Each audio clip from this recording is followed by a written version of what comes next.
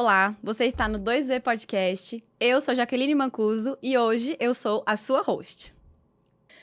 Bom, eu não poderia deixar de falar que esse podcast acontece graças ao patrocínio da Saúde 4.0 Academy, conhecimento colaborativo. Muito obrigada por serem nossos parceiros aí. E é isso, vamos em frente sempre.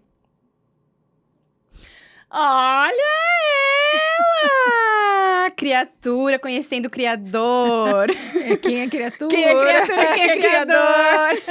Bom, a gente tá, você, né? Na segunda temporada, vamos colocar, do 2V. E a proposta de trazer você aqui pra falar é para que o seu público, acho que conheça mais sobre você, crie um vínculo, né, com relação à pessoa que você é, a essa host tão querida por todos, que venham aqui, que sentam nessa cadeira, que se sentem muito bem acolhidos. E, assim, eu acho que você tem uma conexão muito grande com as pessoas, e eu acho que vale muito a pena as pessoas também terem essa conexão com você como entrevistada. E eu não poderia deixar de falar que é uma honra estar aqui te entrevistando, então bem-vinda. Essa é a Viviane Lara, host oficial do 2V Podcast. Ela é fisioterapeuta, ela é gestora, ela é mestre, ela é sócia, ela é tudo de bom, fundadora. Bem-vinda ao 2V. Obrigada por ter aceitado o desafio, que é muito importante estar nesse lugar aí que também é seu. Obrigada. Vamos lá. Como que surgiu a ideia do 2V na sua cabeça? Primeira coisa que surgiu assim, ó, preciso fazer um podcast. Quando que isso surge pra você? Surge de tanto eu ouvir. Eu sou uma grande consumidora de podcast, eu acho que é uma fonte de conhecimento muito grande, tanto de pessoas quanto de negócios, né? E eu gosto muito de estar desse lado, de fazer perguntas. Eu acho que eu acredito que eu seja uma excelente perguntadora, né? Eu não tenho modéstia nenhuma em falar nisso e sou contra essa falsa modéstia. Não, você tem que saber no que você é bom e no que você não é. E eu sou boa fazendo perguntas. E quando você consegue extrair essa pergunta do convidado, eu acho que é uma oportunidade do público conhecer. Eu conheço muita gente legal, eu conheço muita gente incrível que às vezes não acessa esses grandes players do mercado, né? Então, os sócios, o Primo Rico, eu gosto do Inteligência Ilimitada, eu gosto do Flow, do Vênus. Só que quem que vai acessar? Normalmente você tem que ter um gabarito maior para essas pessoas te notarem. E eu queria que o 2V iniciasse com essa proposta das pessoas que eu conheço, que fazem esse Brasil ser tão incrível, pessoas que fazem no seu trabalho coisas tão geniais, mas que às vezes ainda não alcançaram o Olimpo, né? Então aqui é um passo para o Olimpo, quase lá, né? Quando você passar por aqui, você sabe que nossa, tá chegando. O próximo passo. Exato. Entendi. Foi aí que surgiu o 2V Podcast. Entendi. Então, foi, na verdade, um formato que você consome. Isso. E que você admira muito, assim, eu acho que a forma como é a comunicação de um podcast. E aí, traz esse desejo de, eu acho que é mostrar pessoas pro mundo, né? É isso mesmo. E isso é uma coisa que eu tenho plena convicção, assim, que você é como se fosse uma recrutadora de talentos, assim. Você é uma pessoa que tem uma visão muito grande, muito forte com relação a talentos, né? E você enxerga, em mim, por exemplo, você enxergou coisas que eu nem mesmo enxergava, né? E eu acho que você cria esse ambiente para as pessoas, delas conseguirem realmente manifestar o melhor delas, né? Então, isso é muito legal. Mas o que faz, se você falou que você consome mais, assim, podcast e tudo, o que mais fascina você desse formato? Assim, o podcast, o que você olha e você fala assim, nossa, um podcast que você olha e você fala, não, vale a pena eu consumir isso por esse formato. O que te fascina tanto, assim, no podcast? Eu queria falar um pouquinho sobre o que significa 2V, que eu acho que vai responder essa sua pergunta. O 2V é vai e volta, né? É a lei do retorno. Eu acredito que a gente tem que devolver uma coisa pro mundo, né? E é uma oportunidade que você tem de falar. Como o podcast demora 50 minutos, até 90 minutos, é difícil alguém se segurar não sendo verdadeiro. Quando você vê um host bom, né? Ele extrai a pessoa. Aquilo que você começa maquiado, digamos assim, e depois você vai pra onde você é. Então, o que me fascina é a capacidade de comunicação. A capacidade que eu olho muito pro lado do host, né? Você vê um cara que tá sendo entrevistado que ele fala sim, Não, e o host consegue fazer um baita de um episódio. O Uhum. Thiago Nigro faz isso muito bem. Agora o Perini faz isso melhor ainda, né? Uhum. São pessoas que conseguem extrair da pedra uma coisa boa. Então, o que eu gosto muito é do poder de comunicação. A Uhum. capacidade que as pessoas têm de síntese, porque você tem uma hora para conhecer a pessoa, ou o Uhum. trabalho, ou então sobre uma opinião de alguma coisa. Então, o que me fascina no formato é esse aqui, ó. É essa Uhum. troca. Uhum. Porque se o host não for bom, dificilmente o convidado vai conseguir desempenhar. Mas se os dois forem bons, Uhum. putz, você tem um baita de episódio, você tem um Uhum. baita de um aprendizado e eu tenho muito insight. Uhum. Muitos insights ouvindo podcast pra minha vida, tanto pessoal quanto profissional. Acho que você aprende muito, né, com essa troca. Porque, por mais que seja assim, você fala, é uma coisa que a gente tá aqui num estúdio e tudo mais, mas é uma forma de você realmente, às vezes, expressar alguma coisa de uma forma não tão formal, você consegue ficar muito à vontade. E, realmente, isso eu acho que um dos maiores desafios da pessoa que tá aqui entrevistando é transparecer essa calma, essa sequência. Olha, eu vou te guiando por um caminho, Isso, né? é assim, isso. você vai ter oportunidade de falar as coisas que você gostaria de falar e tudo mais.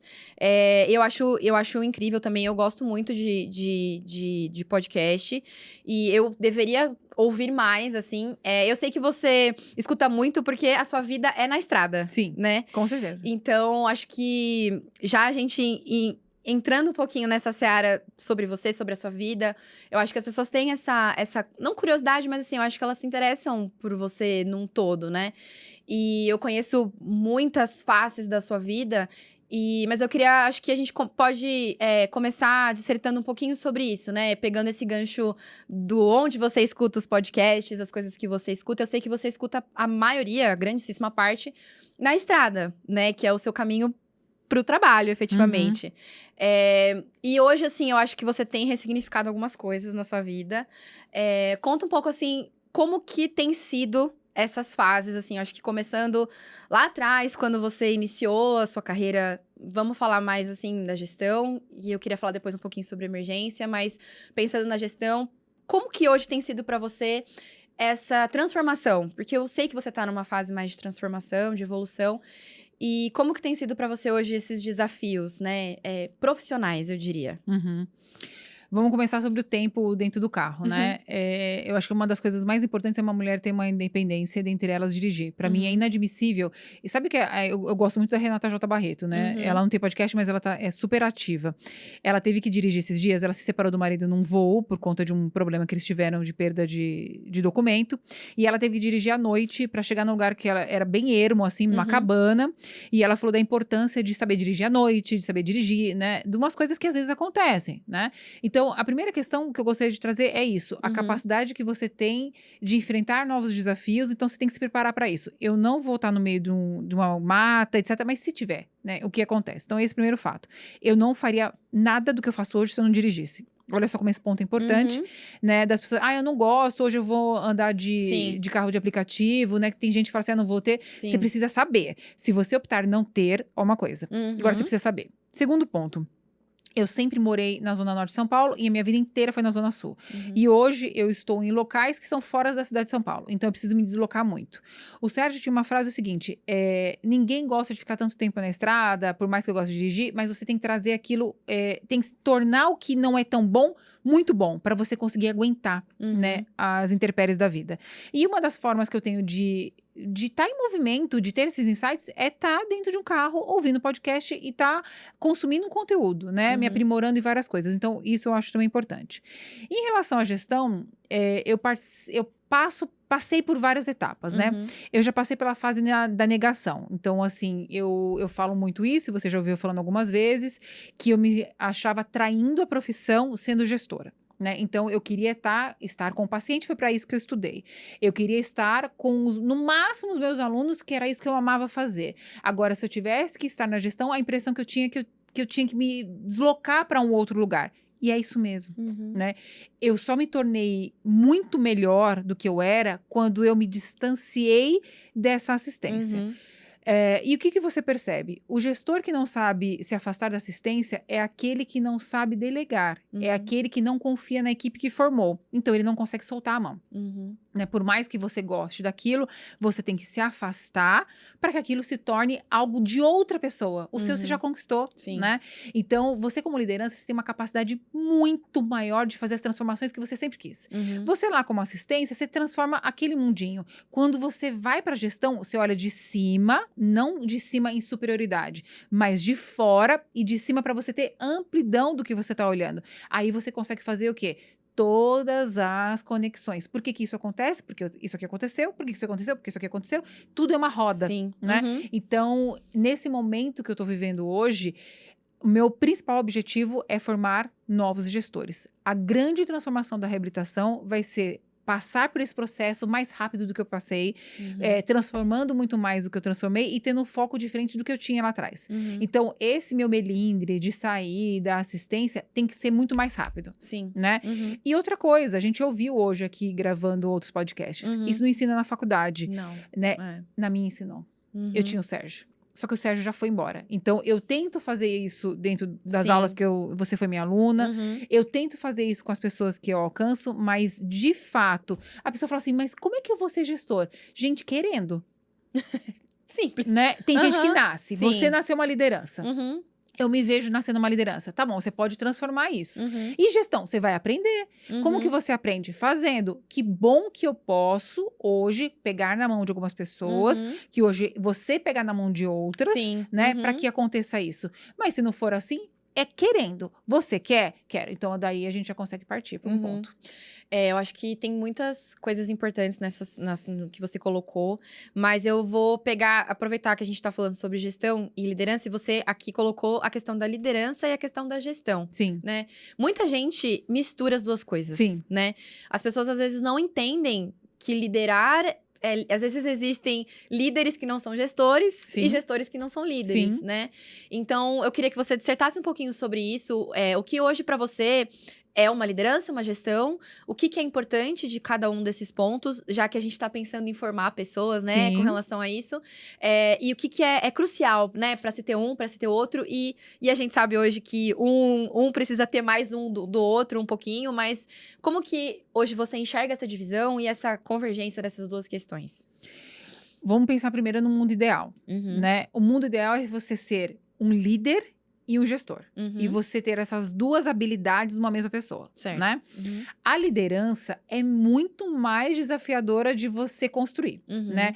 Normalmente um líder nasce. Ele é uma liderança na sala de aula, ele é uma liderança na igreja que ele vai, na família. E é uma coisa que a Maria Constância falou hoje. Ele é líder da própria vida. Entendi. Então, ele olha para sua própria vida, ele sabe que as decisões são dele. Traça um ponto, né? A responsabilidade é dele, tem consistência. Isso é uma liderança, né? Então, ele tem muita consciência do que ele é. O gestor é um processo. Ele é uma pessoa que consegue lidar com pessoas, processos. Esse é um gestor. E isso é altamente treinável, né? Essa é uma boa gestão. Aí você vai ter a soft e as hard skills, né? Então, você sabe que um gestor que às vezes não é um líder assim nato, mas ele sabe ouvir as pessoas, entender as pessoas, ok, né? O que é uma liderança? O líder é aquele que fala e é ouvido. Ele é seguido. Ele tem uma capacidade de comunicação que as pessoas admiram e as pessoas querem seguir, entendeu? Só que isso pode ser pro bem e pro mal. A gestão, quase que a mesma coisa. O gestor ele precisa organizar o processo. Ele precisa entender muito de pessoas, muito de processos e agregar essas duas coisas, né? Então, assim, sim, às vezes não dá para ter as duas coisas da mesma persona, mas você, como líder, pode agregar fatores da gestão e você, como gestor, deve agregar alguns fatores da liderança. Porque como você vai lidar com pessoas, você precisa saber como que vai ser ouvido. Então, tem a pessoa A, B e C. Eu não posso falar do mesmo jeito com A, do mesmo jeito com B, do mesmo jeito que C. São diferentes, né? As pessoas são diferentes. São diferentes e têm entendimentos diferentes, né? Então, o que você precisa saber é exatamente ler a pessoa, diagnosticar e falar de uma maneira que ela vai entender o que você quer. Para trazer ela pro seu lado, para ela ter a potência dela maior no que você precisa de entrega dela. Né? Então, nesse sentido, eu vejo o líder e o gestor dicotomizado, mas extremamente importante que a gente conseguisse ter habilidades dos dois numa mesma persona. Sim. Então, assim, eu acho que, ouvindo tudo isso, né? talvez seja mais fácil um líder se tornar gestor Sim, do que um gestor incorporar uma liderança sim, na minha opinião, sim. forçadamente, né? Sim. E essa questão da atração, né? Eu li uma matéria sobre isso, da liderança magnética, né? Uhum. Que é o líder, ele é como o sol. Assim, as pessoas simplesmente seguem. Se que ele tá- jogam. E vai, por quê? Porque ele atrai as pessoas. Uhum. E às vezes, assim, o que essa pessoa faz? A gente Pra não ela é sabe, natural. é natural, Uhum. né? E a gente tem exemplos hoje de pessoas que, assim, você nitidamente, aquelas pessoas, elas destoam muito Uhum. no Uhum. ambiente e, assim, ninguém nem percebe Sim. que tá sendo orientado de alguma forma por aquelas pessoas, Sim. né? Então, isso Orientado, conduzido. conduzido, Como é que- tudo, né? Como é aquela palavra ruim quando você. Manipulado. Manipulado, exato. E assim, a gente ali em situações, às vezes, no macro, né? Porque muitas vezes essas lideranças, elas estão no micro gerenciamento ali, Sim. né? E a gente no macro precisa ter esse olhar, principalmente para essa liderança que não é uma liderança, vamos Positiva. colocar assim, positiva, e não é uma liderança no cargo definido ali em papel, mas ela exerce às vezes a liderança muito mais do que o próprio líder que tá lá para fazer. Uhum. Então isso é um desafio pro macro ali, né? Sim. Controlar todo esse ambiente. Sim. Muito bom. Você falou sobre formar novos líderes, né? E a gente ter líderes exemplos, vamos falar de líderes gestores, né? Que seria o ideal. Exemplos para a vida. E você fala muito do Sérgio, né? Uma figura que enfim, é quase que uma entidade na sua vida, né? E ele foi assim para você. Eu acho que essas pessoas, elas transformam a nossa vida. Você é essa pessoa pra muita gente. Pra mim, eu sempre falei, nossa, você é o meu Sérgio, né? Porque você traz isso pra vida das pessoas. E eu queria que você contasse um pouquinho dessa história que você teve com ele, dessa história na emergência. Como que nasce esse amor todo, né? Porque hoje esse amor, ele tá personificado pra gestão, pra criar outras pessoas, mas você tem um amor muito grande pela fisioterapia, né? E eu sei que muito disso veio dele, né? Sim. Então, se você puder contar pra gente essa história, eu sei, mas eu acho que todo mundo merece ouvir. Eu sei muito, assim, desde muito pequena, eu sei exatamente o que eu quero. E se eu não sei exatamente o que eu quero, eu sei o que eu não quero. Isso, assim, é importante. me define como pessoa, né? Você fez essa pergunta esses dias, né, para algumas pessoas. E eu descobri isso muito rápido, né? Que saber o que eu queria fazer eu chegar mais rápido onde eu queria, né? Então, isso eu sempre soube. Então, quando eu tinha 16 anos, comecei a trabalhar num consultório, né? Minha prima me ligou, eu sempre falo sim para as oportunidades, né? Depois que eu penso, meu Deus, como é que eu vou? Exato, mas primeiro eu vou. Sim. E aí ela falou, você quer trabalhar aqui no consultório? Sim, de recepcionista. Comecei a trabalhar no consultório. E lá era uma área médica e dentistas, né? E eu adorei aquele ambiente. Eu adorei aquilo tudo, fazia super fit nas coisas que eu gostava. Quando chegou perto de eu decidir que eu queria ir pro vestibular, eu falava assim, ó, o que eu quero? Eu quero que meu dia seja incrível todos os dias. Eu quero que ele seja criativo. E eu quero que eu não tenha rotina. O que eu vou ser? Dentista. Não sei como é que eu cheguei nesse ponto. Como é divertido, como é diferente, né? Todo dia. Hoje eu vejo, mas assim, não era aquilo. Eu nitidamente não queria ser dentista, né? Mas eu adoro dente, né? Eu acho que dente... Sério, eu amo dente, gente. Amo dente. Que curiosidade, amo dente. E eu decoro. Se um dia sobrar só seus dentes, eu vou saber descrever quem é a pessoa. Eu gosto muito. Reconhecimento por dentição. Isso, pela dentadura. Tipo Bop. E aí, eu esculpia dente e tal. Caramba! Aí eu prestei 6 vestibulares de odontologia, não passei em nenhum. Poxa, ó Deus, 2... falando, querida. Não vai ser dessa vez. 2 de fisioterapia. Uma amiga falou assim, o que você vai prestar? Fisioterapia, o que é isso? Eu falei, não sei, ela vai prestar fisioterapia da saúde. Cliquei lá, sei lá, você podia escolher só uma chance, no máximo uma segunda opinião lá. E aí, eu passei em fisioterapia. Fui chorando, porque eu falei, eu não vou fazer cursinho de novo. Meu Deus, foi traumático pra mim fazer cursinho. É horrível nessa época. Muito horrível. E aí, eu peguei e fui fazer fisioterapia. Eu lembro que passava as meninas de mala. Não tinha HB20 ainda. HB20 não tinha branco. HB20. Não tinha HB20. Eu chorava, falou assim. Eu acho que assim, que eu identifico na minha vida de quase 50 anos, é o único momento que eu acho que eu tinha inveja das pessoas, né? Eu queria estar lá, Eu queria estar. Mas dizem que inveja não querer que o outro tenha. Não, eu não queria que o outro tivesse. Eu queria que eu tivesse também, né? E aí eu passei assim, aí chegou a fisiologia. Entendi. Putz, quando chegou a fisiologia, eu falei, meu Deus, eu fui muito bem. Sabe, bem a ponto, assim, de uma sala de 100 alunos, tirarem 2, 3 e eu tirar 9,5. Nossa. Então, assim, e eu chamo V, e o professor falava. Meu nome é Viviane, começa com V. Então, eu fui uma das últimas e falou, nossa, o que foi? Eu amei aquilo. O Guyton, eu já li algumas vezes o Guyton, né? Quando eu vi fisiologia, eu falei assim, putz, isso aqui é muito legal. Então, eu fiquei um pouquinho mais feliz de estar na faculdade. Mas ainda vou prestar vestibular para dentista, para odonto. Você continua na faculdade de fisioterapia, mas ainda querendo fazer transferência. Dentista, exatamente. Aí eu tenho uma amiga de infância, Sônia Andrade, ela passou na Unisa. Ela falou assim, Vi, vai ter um estágio. Lembra que é assim? Vai ter um estágio. Sim, eu vou. Em julho. Né? Isso, de uma semana na Unisa e tal. Eu tava em outra universidade. Você quer ir lá? Claro. E aí, pra chegar na Unisa. Chegava o fim do mundo, mas não chegava na Unisa. Eu falei, eu não volto nunca mais nesse lugar. Sabe aquela placa de Interlagos? Isso. Então? Pra lá. Muitas. Pra lá. São muitas que a gente vê. Pra lá.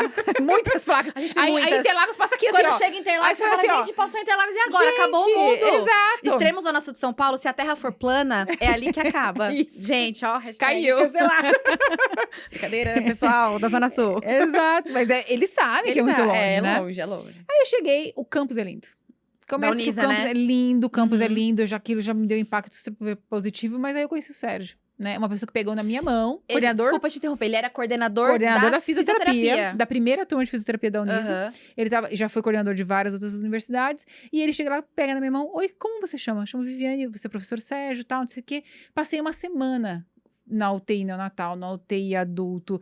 Atendi a primeira paciente chamada Vanessa, foi um FAF na lombar. Nossa. Eu lembro que a Vanessa falou assim, tá saindo líquor da minha coluna. Eu falei assim, líquor, entendi.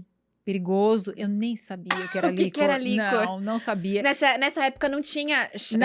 nem celular. ChatGPT. Nem celular tinha. O que é líquor? Não tinha.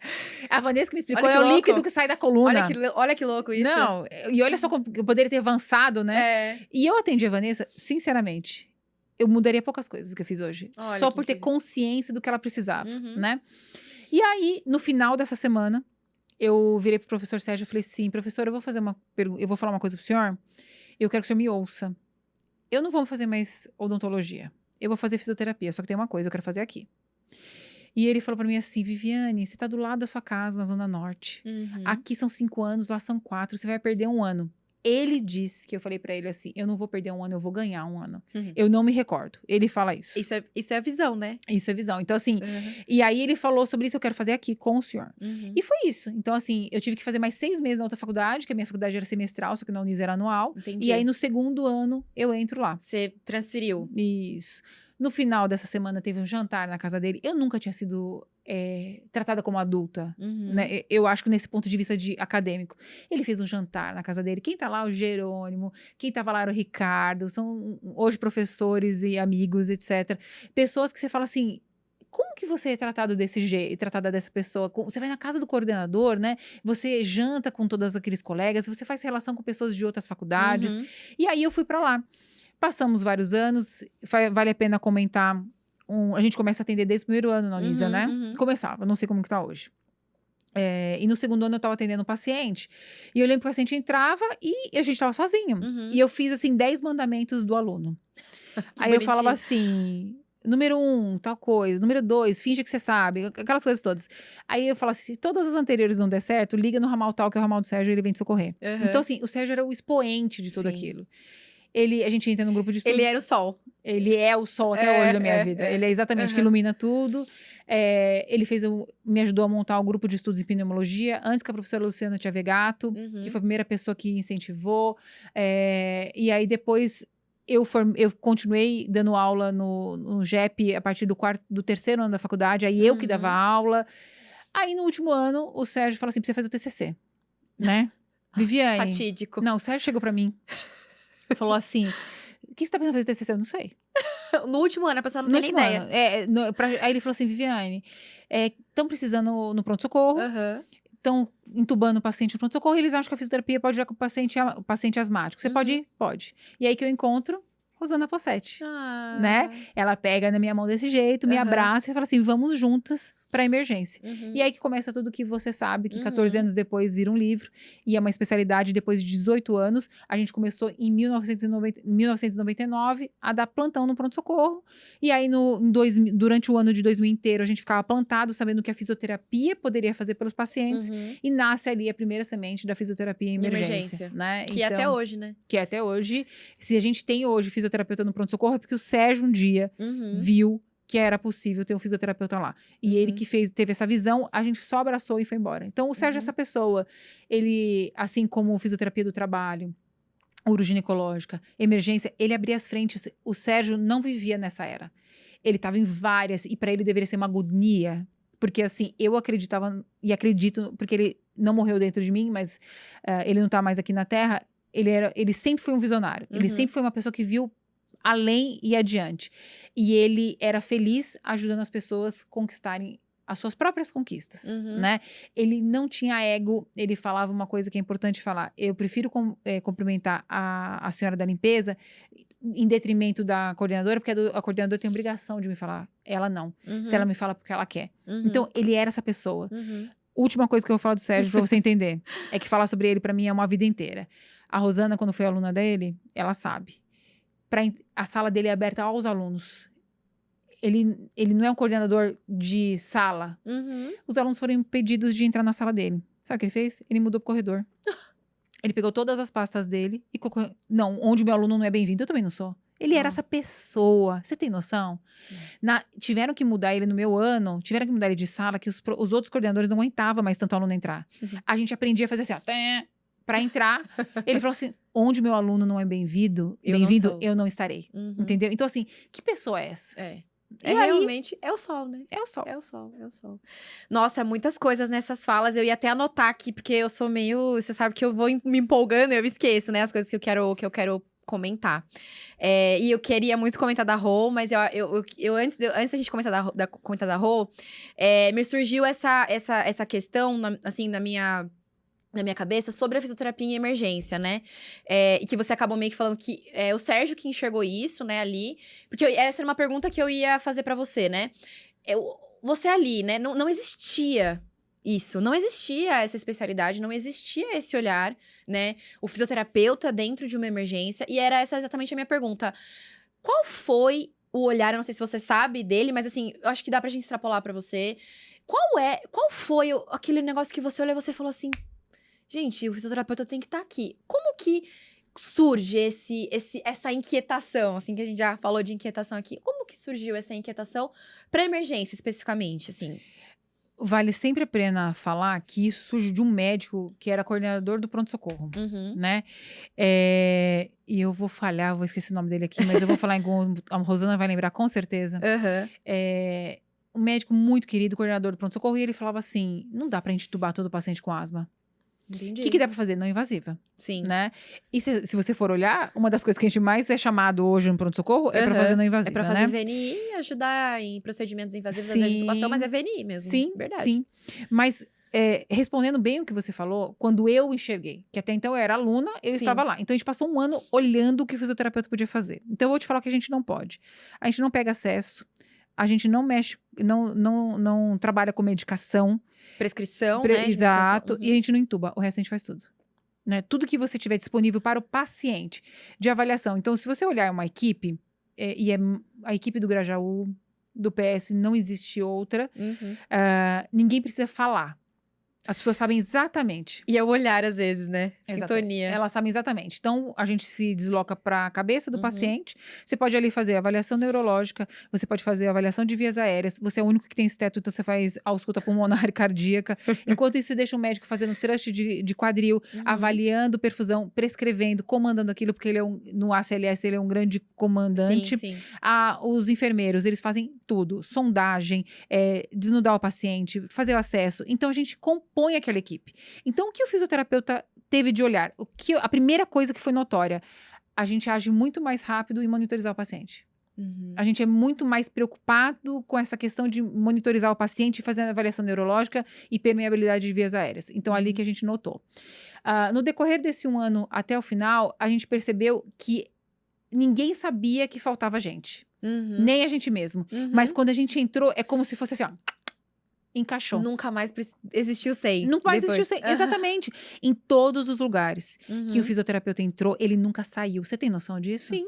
Em todas as áreas, né? Da veterinária ao pronto-socorro, tudo que estiver aqui, onde a gente entrou, a gente fez diferença. Por quê? Somos seres altamente adaptativos. Uhum. Temos só 50 anos de história. Uhum. A gente foi inserido num contexto que já existia.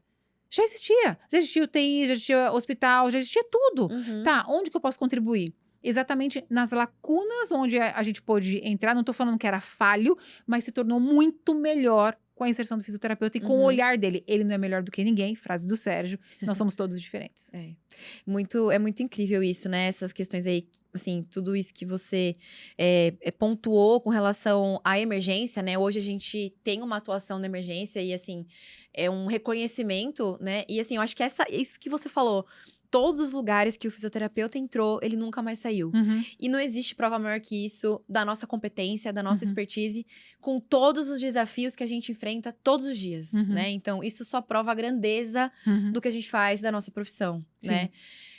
Vamos continuar nos ganchos, né? A gente tem um gancho aí do Grajaú, Uhum. da Rô, né? Que eu acho que é um capítulo muito importante da sua história. Eu tive... eu vou falar o prazer, porque realmente, assim, eu acho que eu fiquei lá 2 meses no Grajaú. E é uma experiência tão enriquecedora que eu tive ali. Eu fiquei no PS, assim, acho que eu dei 3 plantões no PS. E eu ficava mais na UTI, né? Na UTI Sul. E é uma coisa assim... E além do hospital, que é um porte gigantesco, eu acho que é essa questão do tanto de vida que se salva ali, entendeu? Uhum. Então, eu sentia esse peso, né? Então, eu tive essa oportunidade.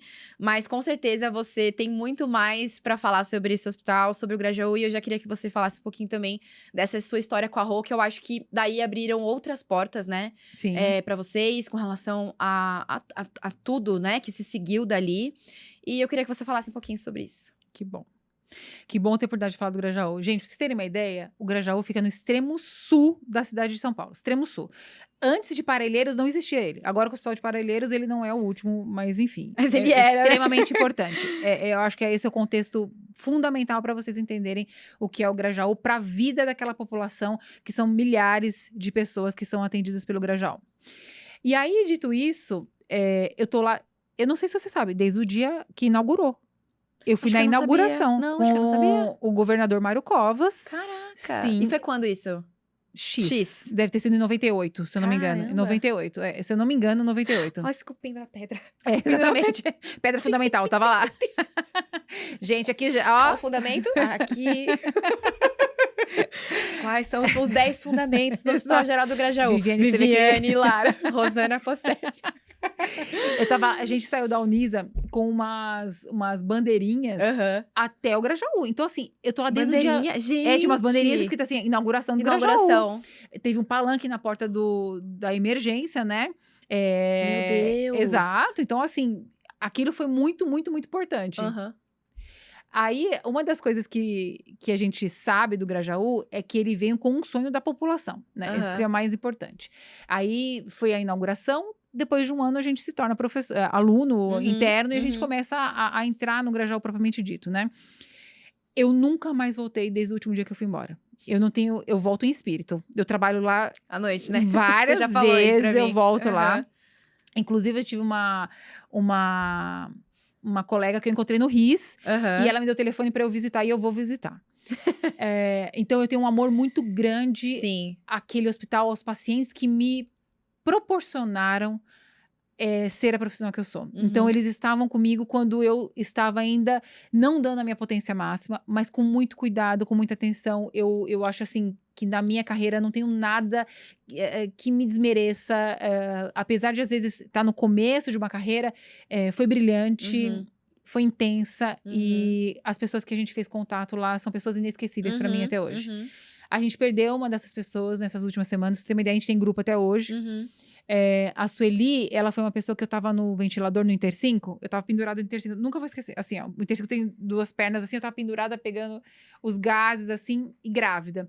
Ela desceu, ela falou, desce. Que foi isso? eu queria te falar uma coisa, você tá grávida. Então, assim, eu fui uma gestante do PS, eu não tinha medo de nada, nada. Então, assim, eu sou fisioterapeuta dentro do PS. E no PS do Grajaú, eu fui a melhor que eu podia ser, né? Então, eu acho que isso é o mais importante. Que se mistura com a minha história com a Rô, né? A Rô ficava na UTI, eu na emergência, nós éramos supervisoras e fisioterapeutas desses setores, onde a gente é apresentada. A gente tem uma amizade se eu tenho 25 anos de formada, nós temos 26 anos de amizade. Depois, em 2000, meio de 2001, né? 6 meses depois de formada, essa é uma história legal. O Sérgio chegou pra mim no corredor e falou pra mim assim, Viviane, você quer ir pra Araras? Abrir lá o estágio, a clínica. Foi muito consciente e irresponsável que eu falei pra ele. Ele falou, você vai ganhar tanto. Era muito dinheiro. Pra quem era desempregada. E pra época, né? Eu imagino. Era muito dinheiro. Ele falou assim pra mim, eu falei, Sérgio, eu tinha uma pergunta. Eu tenho possibilidade de continuar na Unis? Certo. Ele falou, Viane, tem, mas não tem vaga. Eu falei, mas se tiver, eu posso estar? Ele falou, pode. Aí eu falei, é isso que eu quero, eu não vou. Isso foi muito consciente. Ele falou assim, quem que você sugere que vai? Eu falei, fulano, Beltrano. 2 amigos queridos que estão lá. São 2 pessoas que se complementam, são casais hoje, que é o Igor Esteban e a Paula Lume. E eles desenvolveram com certeza um projeto muito melhor do que eu farei em toda a minha vida, né? E aí, essa que é a questão de você tomar decisões em alguns momentos da sua vida, né? E a Rô fez tomar essa decisão. Um dia eu tô puérpera, ela me liga e falou assim, olha, a gente precisa abrir uma empresa para fornecer o serviço aqui. Nós 2, era eu e ela, né? Você tá afim? Tô, mas vou voltar só. Não, beleza. Então, ela é essa pessoa que não esquece das pessoas que estão junto com ela. Eu e a Rô, nós somos, como eu disse, amigas há muitos anos. Pra você ter uma ideia, ela tava lá quando eu tive o Vitor Hugo. Ela tava lá no dia do meu casamento, que foi antes, tá? Eu casei antes, tive o Vitor Hugo depois, fica bem claro. O dia que eu não pude estar, ela esteve, que foi a formatura do Vitor Hugo do ensino médio. Eu tava dando aula, por conta da pandemia, alterou a data e eu já tinha uma aula marcada no Maranhão. E eu falei, Rô, por favor, você pode ir no meu lugar? E foi isso que ela fez. Então, pra você ver o nível da nossa amizade. Da relação, né? Exatamente. É uma pessoa que sempre pegou na minha mão e já que nada que eu fiz pra outra pessoa, não fizeram por mim. Nada. Então, assim, eu não sou genuinamente boa, mas eu sei reconhecer a bondade e a gratidão pelas pessoas. Eu vou fazer uma analogia, não é nenhuma analogia, mas acho que é uma correlação com esse assunto que a gente tá falando de conexões e de... assim, você comentou, eu não sou genuinamente boa, eu só soube fazer muito bem o que eu recebi, né? E nós 2 somos da mesma escola por um tempo, né? Fomos da mesma escola. E uma das coisas que a gente comenta muito sobre essa escola é que as pessoas parecem que lá faziam questão de se ela sofreu vamos colocar assim, um tratamento inadequado, ela fazia questão de fazer pior.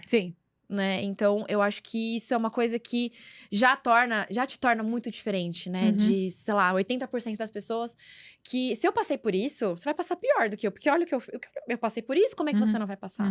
Né? E eu acho que você e a Rô, vocês são essas pessoas pra vida de muita gente, assim. Inclusive pra minha, né? Eu não posso nem falar muito, porque eu me emociono.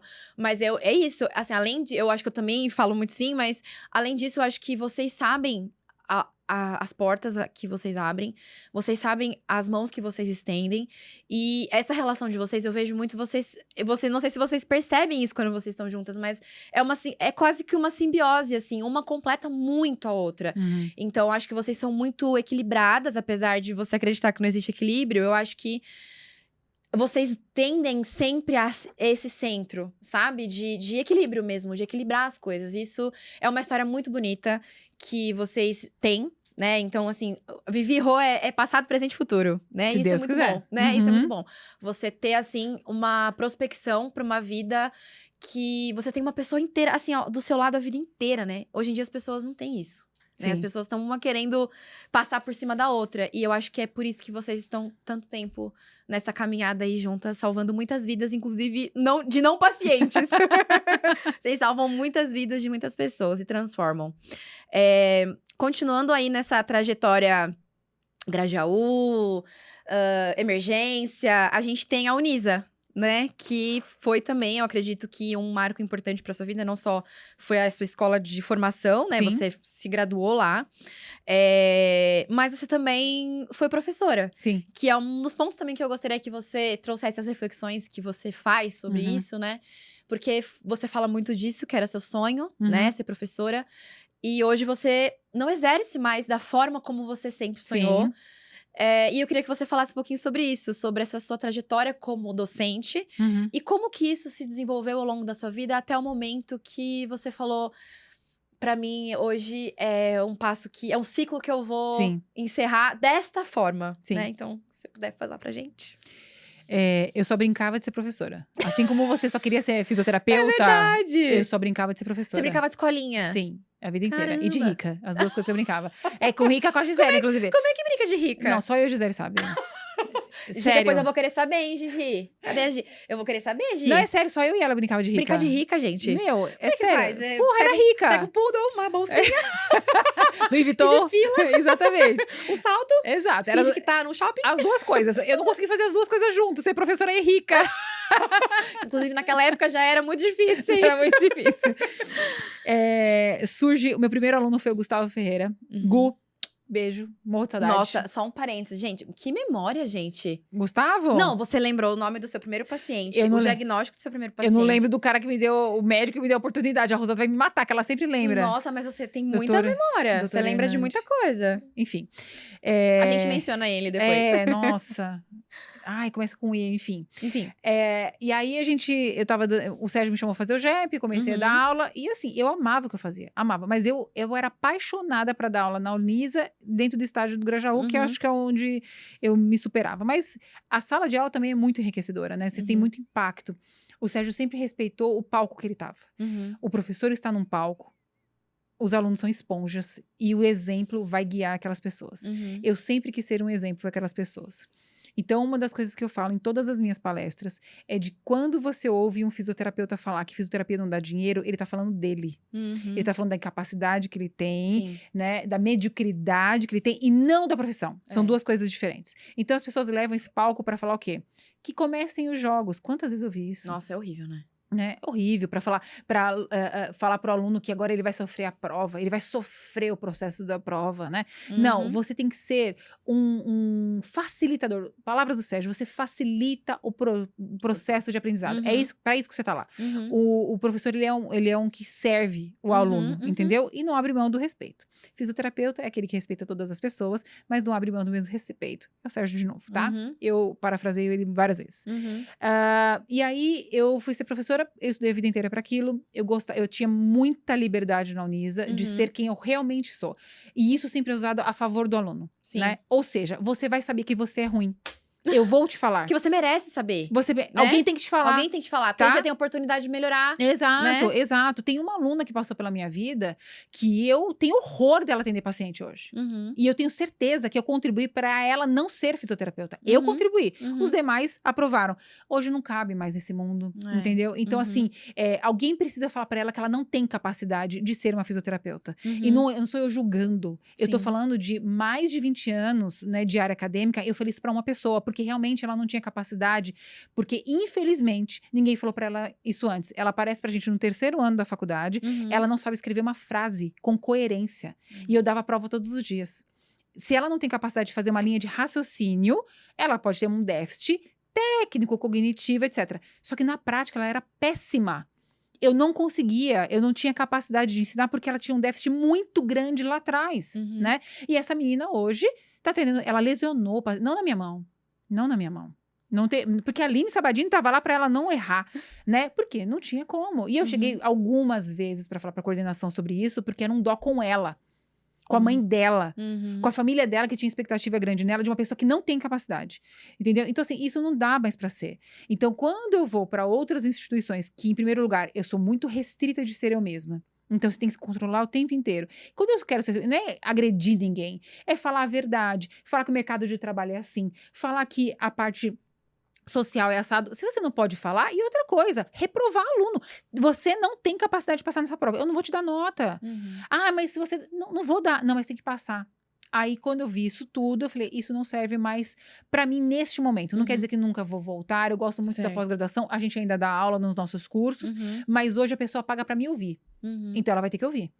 Diferente de eu estar numa faculdade, ela não pagou pra me ouvir. Ela pagou pra ouvir algumas pessoas. Então, você tem que respeitar as leis daquela instituição. Né? Então, nesse sentido, que eu acredito que esse mundo acadêmico hoje não faz mais sentido pra mim. Não faz mais fit, né? Não, não faz. Não faz mais fit. Muito bom.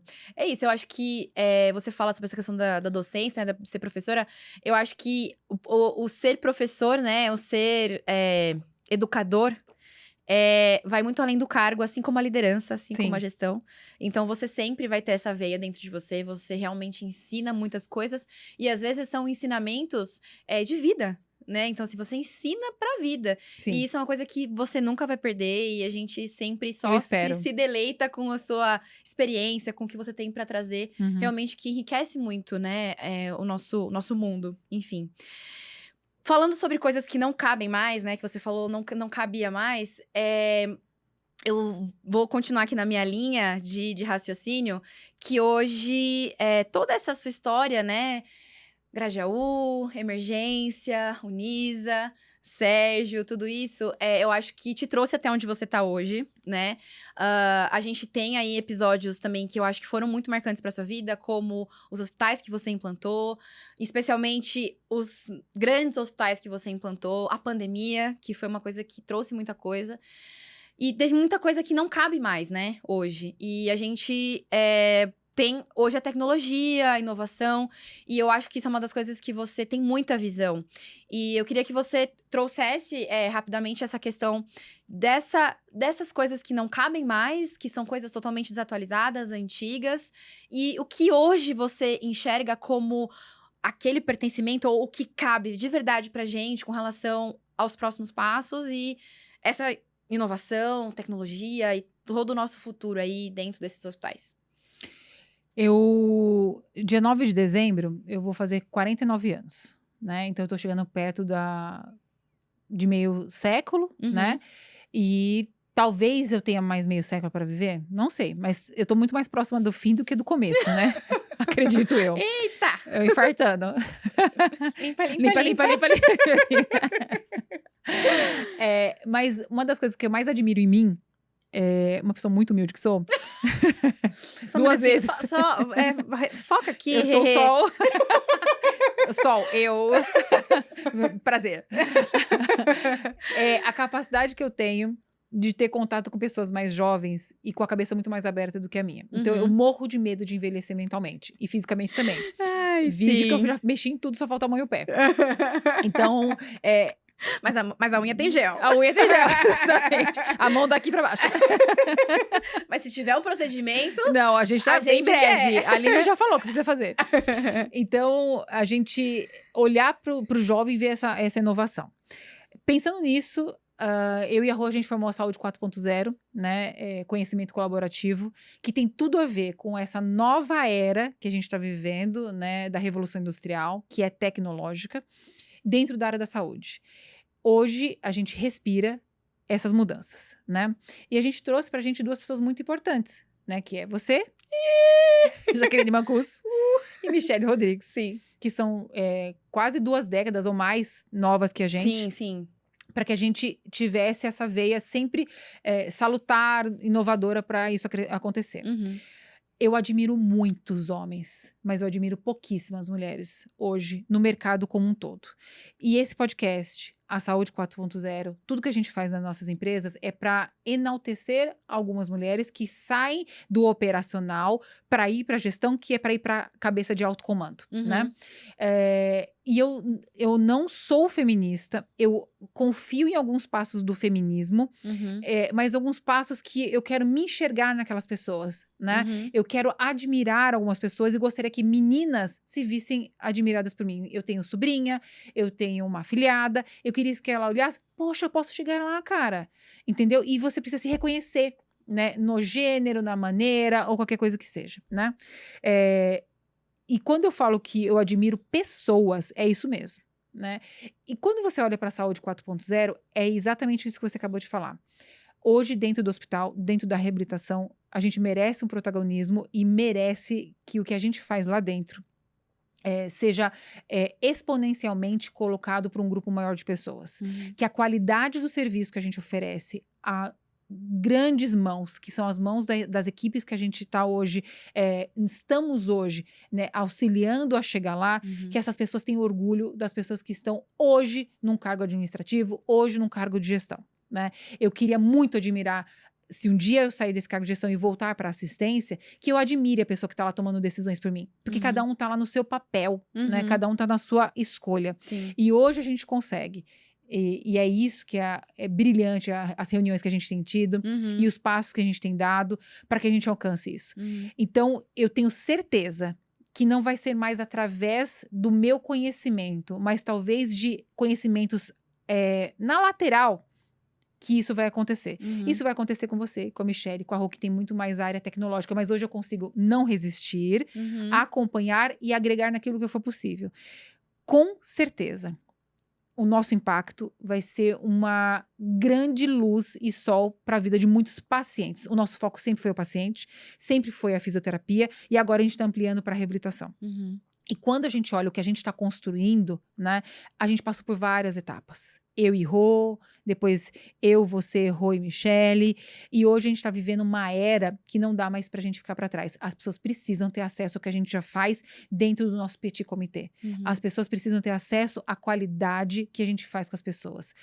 No momento da pandemia, eu acredito que foi uma dádiva divina. Nessa época, a gente tinha por volta de 150 fisioterapeutas sobre a nossa gestão. Eu acho que cada um estava no seu lugar certo nesse momento. E talvez eu tenha nascido nessa vida somente para viver aquele momento. Então, fazer isso, os nossos fisioterapeutas estarem bem, todos com saúde e todos salvando inúmeras vidas foram salvas pela nossa mão. Então, quando eu vejo a Viviane lá não querendo sair da assistência, eu vejo que se ela não tivesse tomado coragem para vir para a gestão, ela não tinha essa capilaridade, ela não tinha essa abrangência de fazer transferência do conhecimento. E assim, você sabe o que o gestor faz? Ele amplia a capacidade e a potência das pessoas. Ela já tem aquilo. Você só enxergou às vezes primeiro, e você faz um terreno um pouquinho mais fértil para ele plantar e para ele florescer. Não é sobre mim, é sobre a pessoa. É sobre o fisioterapeuta, ou o fonoaudiólogo, ou o nutricionista, o terapeuta ocupacional, Sim. o assistente social, entendeu? Essas pessoas que elas não são vistas. Sim. O que a gente vê hoje no hospital? Enfermeiro e médico. E os outros. Aí falam assim, ó, enfermeiro, médico e equipe multi.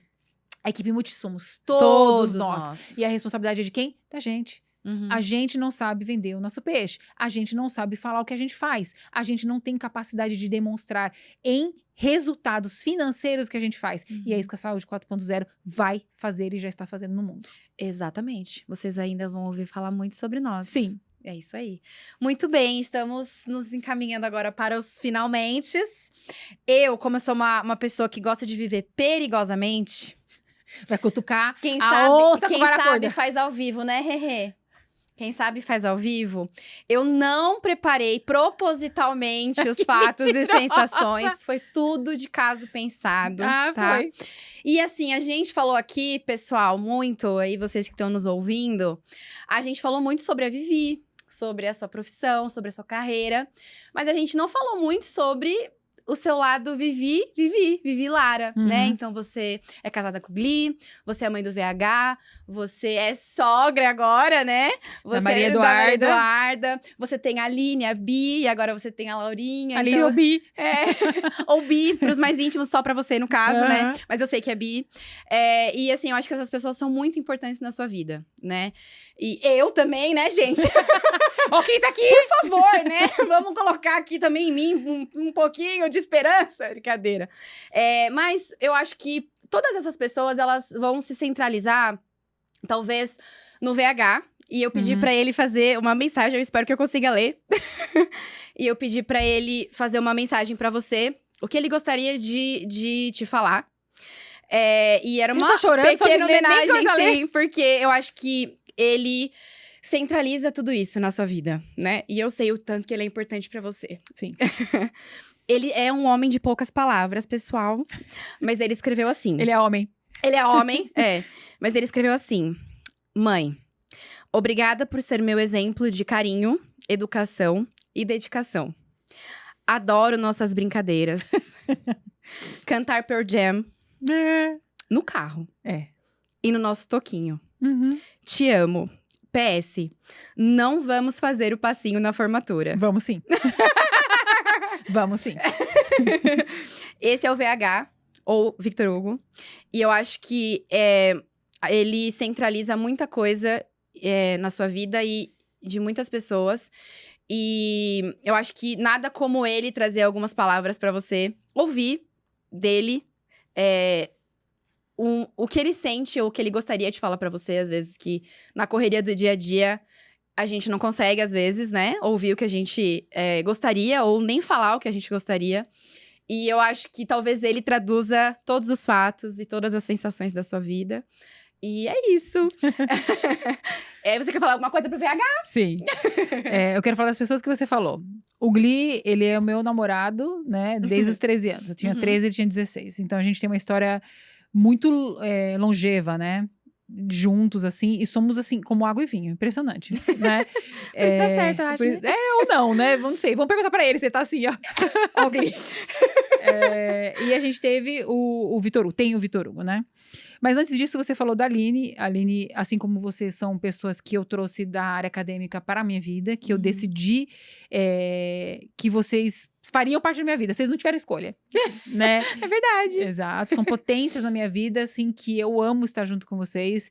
Passar pela gestação da Aline foi um prazer e hoje a gente tem a Little Bee. E é importantíssimo o amor que eu tenho pela Laurinha, assim. Eu falei que eu me realizei, assim, sabe? Podendo. E assim, você participa hoje. É quase que você é vó, né? Praticamente, é como eu me sinto, né? Tia, não vó. Eu acho que é vó, galera. O que vocês acham? Vamos abrir uma enquete hoje no canal. E ver a Laurinha. E por quê? É a realização do sonho da Aline. E isso é muito legal, importante. Né? É muito lindo. Assim como quando eu olho pra você, né? E eu sempre falei que você e a Aline, eu falo muito parecido com vocês duas, né? É como se vocês brilhassem pra mim, onde vocês estavam no mar de pessoas, vocês brilhavam pra mim, assim. E eu sempre enxerguei muito potencial em vocês. E eu sempre fiz muitas coisas que aí, sim, falando do Vitor Hugo, eu orientei mais de 100 trabalhos na minha vida. E eu sempre orientei, falando assim, poxa, essa aqui é um filho de alguém. Eu nunca disse não pra orientação de trabalho. Tinha muita gente que fala assim, eu já passei por 10 professores, ninguém me quis, você quer? Vamos lá, vamos junto, né? Vamos seguir. Porque é a última coisa que você faz como acadêmico. Dali pra frente você vai ser um profissional. E esse momento é muito especial pra ele, né? Eu gostaria muito que fosse especial. E aí tem meu filho, que tá se formando agora economista na GV. Ele que decidiu o que ele queria ser da vida dele. Eu sempre falei pra ele ser cirurgião plástico por motivos óbvios. Gente, né? Eu queria tanto fazer um negócio aqui, Exato. Ele nunca disse que ele queria ser. Um dia ele falou assim, eu vou ser economista. E eu tinha muito receio dele ser economista. Porque eu falava assim, Vitor Hugo é autodidata em violão, em teclado, em baixo, em guitarra. Ele é muito né? Ele é aquariano, né? E aí ele decidiu fazer economia, fiquei um pouco preocupada até que eu entendi que era economia. Economia de humanas.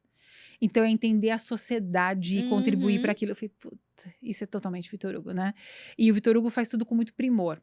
Eu sempre sonhei em 2 coisas para ele, que ele tivesse saúde e que ele gostasse de estudar. O restante ia ser consequência. E ele é essa pessoa, né? Quando a gente olha essa frase, é ele. Sabe esse lugar que você foi comer coisa síria que você falou, Renato? Lembra? Tem um que é perto da Paraíso aqui, né? Ali. O Vitor um dia trouxe, na primeira vez que ele tava fazendo um cursinho aqui, ele trouxe goma síria pra mim, que ele sabe que eu amo. Do lugar que eu falei. Na vida ele falou, mãe, é daquele lugar que você gosta, que você lembrou. Então ele é essa pessoa especial. Então é uma dádiva acompanhar a vida, ver o Vitor Hugo crescendo como pessoa, sendo uma boa pessoa para essa humanidade. Então eu queria que ele fosse um bom homem para todos os seres humanos, não só para mulheres. Que ele fosse uma pessoa ímpar na vida de muita gente, e ele o é. Que ele fosse educado. Foram os meus sonhos, né? E olhar isso, a gente canta Pearl Jam. Ele tem uma mãe sagitariana que é muito difícil. Ele vai fazer o passinho no dia da formatura. Que o Vitor Hugo, ele não tem escolha. A gente tem várias brincadeiras. E o Vitor Hugo tem uma sagacidade, uma ironia. Sarcasmo, ele é né? terrível. E a gente tem toquinho de mão, assim, né? Que é uma coisa que a gente faz sempre. E ele é o maior orgulho da minha vida. E tudo valeu a pena. E tudo vale a pena por causa dele. Te amo, filho. Ah, que delícia. VH, você tem um compromisso com a nação.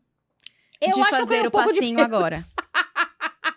Inclusive, foi proposital Exato. essa mensagem que é pra gente deixar pressionado em Exato. você, para a Viva o nação passinho. brasileira, esse passinho. E eu acho que a gente tem que fazer uma transmissão ao vivo desse passinho. Faremos. Fiquem ligados. Em breve. Em breve, o passinho do VH com Na a Globo. Vivi na formatura do VH. É isso aí. Muito bem. Dia 21 de fevereiro. 2026. Se alguém quiser ir, gente, ao vivo. Vamos combinar. Muito bem. Eu acho que a gente caminha muitas coisas, né, assim, juntas. São muitos desafios. Às vezes a gente enlouquece, né? Às vezes a gente briga. E, assim, eu acho que nunca teve uma pessoa, assim, na minha vida que me estimulasse tanto, assim, ou que eu acho que é um pouco do que você falou, das pessoas hoje terem exemplos, assim, pra seguir.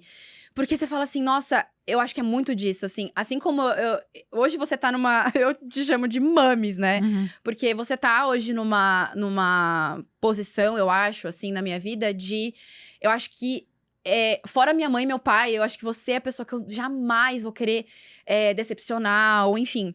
E isso me impulsiona muito. E pesa. Né? Pesa também, mas assim, eu acho que hoje...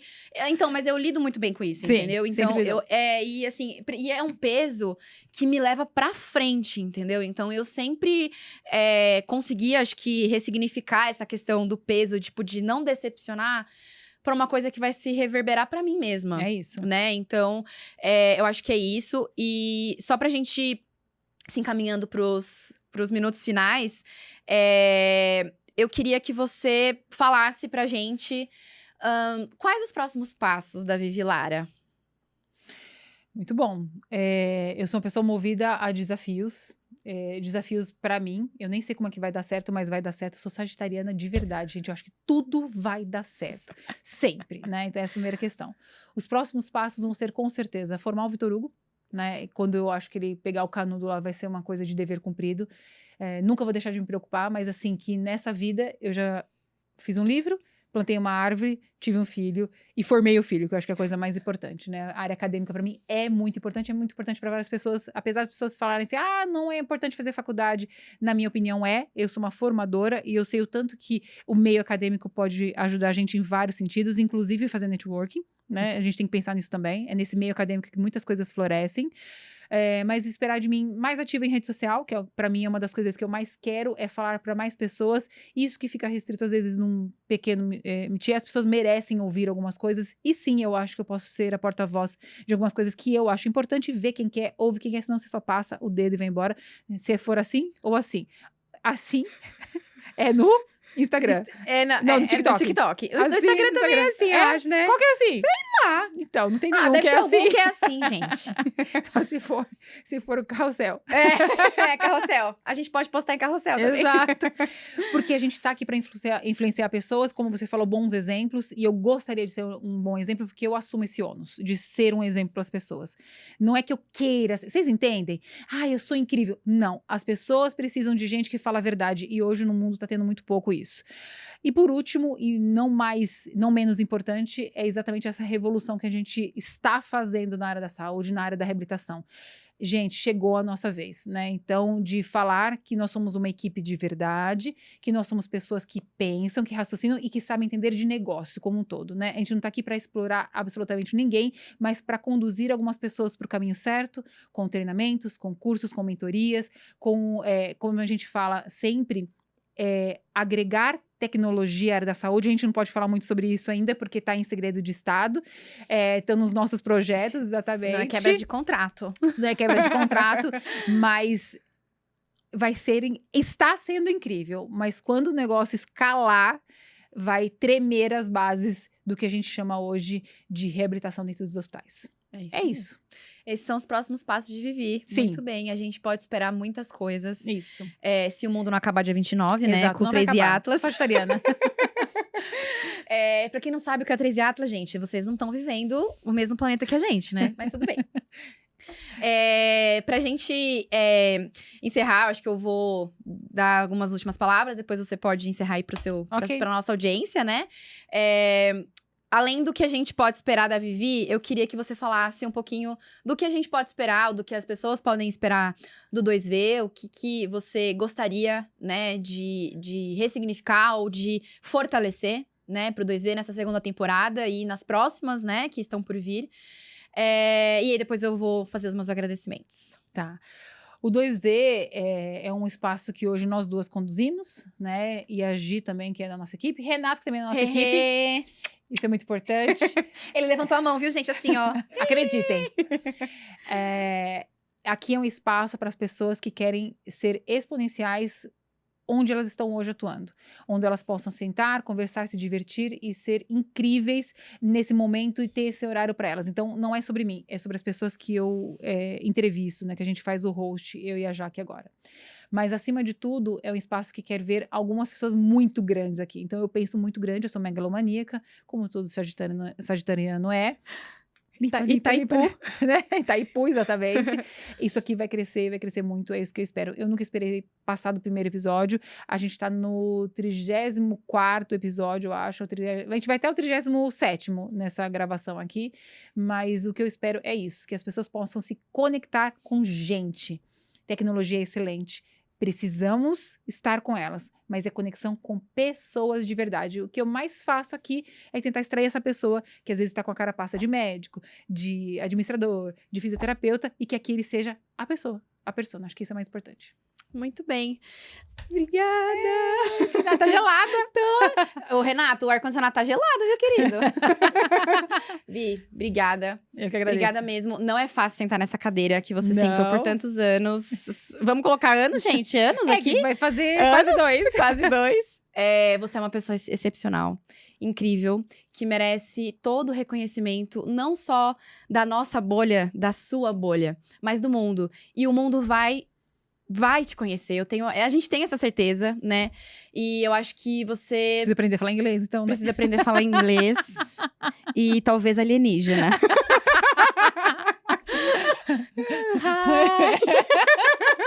Mas assim, eu tô de mãozinha dada com ela, gente, pra quem tá só ouvindo, porque ela é uma pessoa incrível.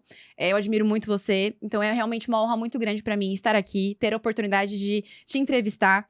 E eu espero que eu tenha feito jus a todas as perguntas que as pessoas gostariam de ter feito pra você. E que seja o início de uma trajetória nova, incrível pra gente e pro 2V. Ok, obrigada por nunca falar não. Te amo também. Eu falo sim pra sempre tudo. Sempre sim. Se precisar esconder um corpo, você só dá um briefing antes. Agora, eu vou deixar você só dar um tchau pra sua audiência e a gente vai encerrar.